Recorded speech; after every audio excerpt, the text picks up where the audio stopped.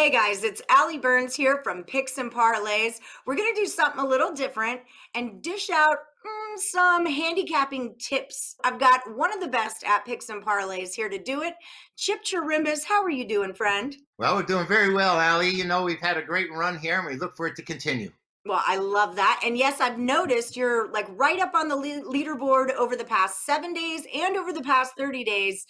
Baby, if I'm the bottoms, you're the tops because you're kicking butt over there. So I have a question to ask you for our viewers at home. We're talking, what is the difference between sharps and squares? So lay it on us. What is a sharp? What is a square? All right. A square would be considered, I've heard a lot of different terms and terminology for a square. And that's somebody that just looks at the game and totally evaluates it on a talent level.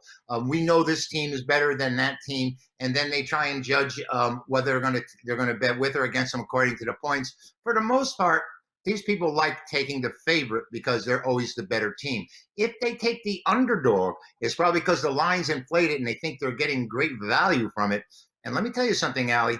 The bookmakers out there is not looking to give you value. He's not looking to give you a break. So when you see a high number and you think, oh, I'm going to take it, beware. Maybe you're being set up here. The sharps will always look for a line that is out of whack, a line that is an anomaly that doesn't make sense, and they try to figure out why. And most of the time, they're going to play against the public sentiment at that time. And there's a difference here. They call it the pros and Joes, where the Joes is your ordinary average Joe is going to sit there, most likely lay the points, most likely lay Kansas City, most likely play the over when all the sharp money was on the under and all the sharp money was on Tampa Bay. So there is a difference, but that doesn't mean you're exclusively going to win one way or another because it is still called gambling. That is just it. So if I was square, if I'm Joe Public and I want to buy premium picks, tell me, what is the benefit in investing in expert picks? Well, I mean, besides you win, right?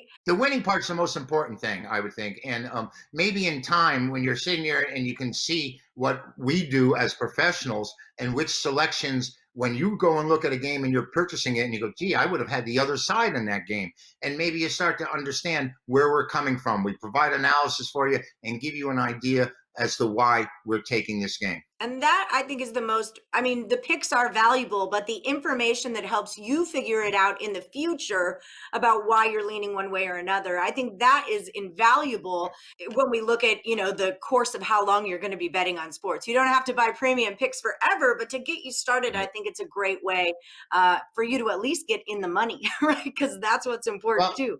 Can't make bets if you don't have money. and I think that the pros or the sharps have better discipline. They're not looking to play a game just because it's on TV, or they're not looking to play a game because they have a rooting interest and they like a certain player. They're playing a game to make money. They probably play a lot less games overall than your average gambler who just likes the action. These people are in it to turn a profit. And that's the most important thing. If you're going to think about Yeah. doing this seriously, you got to turn a profit. You got to be a winning Right. player, right? That's just it. All Absolutely. right, Chip, thank you so much for the insight. We will see you here back in the future like we always do.